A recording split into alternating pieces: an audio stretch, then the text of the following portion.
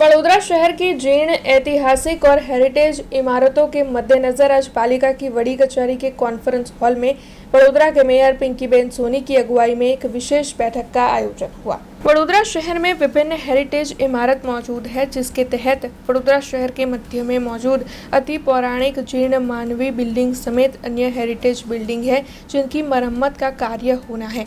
तब आपको बता दें कि वडोदरा महानगर पालिका की बड़ी कचहरी के कॉन्फ्रेंस हॉल में इस मुद्दे के मद्देनजर एक विशेष बैठक का आयोजन आज हुआ था।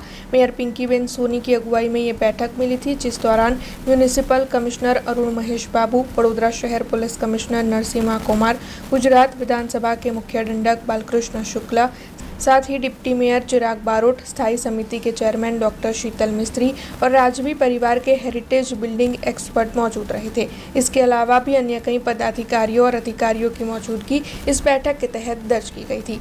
इस बैठक में इन सभी ऐतिहासिक और हेरिटेज इमारतों के रिस्टोरेशन मरम्मत के कार्य के मुद्दे में गंभीर तौर पर चर्चा विचारणाएं की गई थी। वडोदरा एनी अंदर हेरिटेज અને હેરિટેજ ઇમારતોનો વારસો ખૂબ જ વ્યાપક પ્રમાણમાં છે। વડોદરાના ઘણા એવા હેરિટેજ મકાનો છે કે જે હાલ પણ કોઈપણ સરકારી વિભાગ અથવા કોઈ બીજા મંદિર તરીકે અથવા કોઈ બીજા કોઈપણ ઇમારત તરીકે ઉપયોગમાં લેવાઈ રહ્યા છે।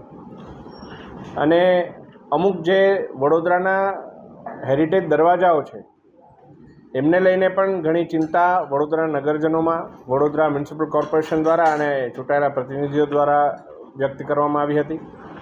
માંડવીનો જે સમગ્ર વિષય છે એના વહેલી તકે એનું જીર્ણોદ્ધાર શરૂ થાય અને એવું જીર્ણોદ્ધાર શરૂ થાય કે જેમાં આ બાબતે હવે ફરી આવી કોઈ એવું કહેવાય કે જર્જરિતતા આપણને ના દેખાય એ માટેના પણ પ્રયાસો કોર્પોરેશન દ્વારા હાથ ધરવામાં આવ્યા છે। ત્યારે મારા દ્વારા પણ માનનીય મ્યુનિસિપલ કમિશનરશ્રીને પત્ર લખવામાં આવ્યો હતો કે વડોદરામાં એક હેરિટેજ સેલ એ ઊભો થાય અને આ હેરિટેજ સેલ અંતર્ગત પણ એક ડેપ્યુટી મ્યુનિસિપલ કમિશનર સ્તરના અધિકારી દ્વારા આ સમગ્ર વિભાગનું સંચાલન કરવામાં આવે।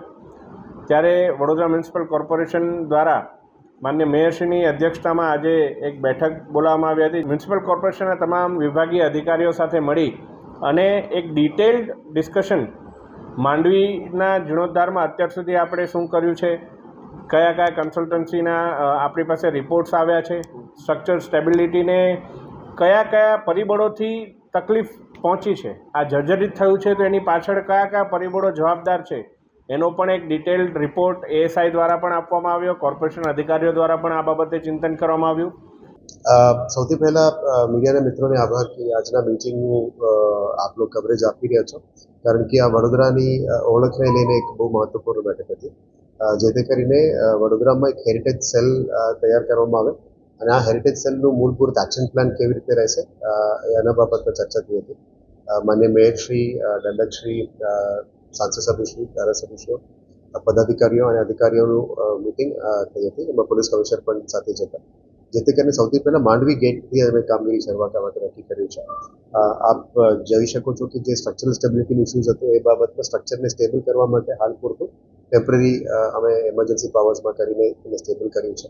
આવનારા દિવસોમાં કંઈ ઘટના ના બને અને સાથે સાથ એની કન્ઝર્વેશન પણ થાય અને બિલ્ડિંગ પણ થાય એ બાબતનું શું એક્શન પ્લાન લેવું જોઈએ, એના પહેલાં પોલીસ તરફથી શું કાર્યવાહી કરવામાં આવશે એ અને ત્યાંના સ્થાનિક લોકોને કેવી રીતે એમના ઓપિનિયન્સ પણ સાથે લઈને આવનારા દિવસોમાં આખું સ્ટ્રીટને એક હેરિટેજ વોક તરીકે કરી શકાય, જે રીતનું ફોરેન કન્ટ્રીઝમાં છે અને ભારતમાં પણ અમુક સિટીઝમાં પણ એ રીતે છે, જે ગાડીਆਂ એક જગ્યામાં પાર્કિંગ કરવામાં આવે પછી લોકો આખું સ્ટ્રીટને વોક કરે, શોપિંગ કરે, હેરિટેજ સ્ટ્રક્ચર્સને જોવે, એની કન્ઝર્વેશન બાબતનું લોકો એક્સપ્લેન કરે, એવી જ રીતનું એક પ્લાન બનાવવા માટે એક્શન પ્લાન જઈ રહ્યા છે।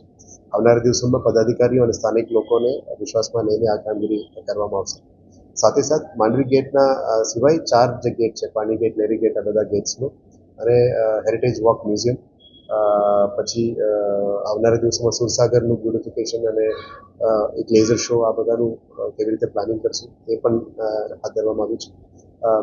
ટૂંકમાં તમામ પદાધિકારીઓની ઓપિનિયનને એ સજેશન્સ લેવામાં આવે પછી ટીમ આગળનું એક્ઝિક્યુશનનું કામગીરી કરે એ બાબતનું કામગીરી હતી।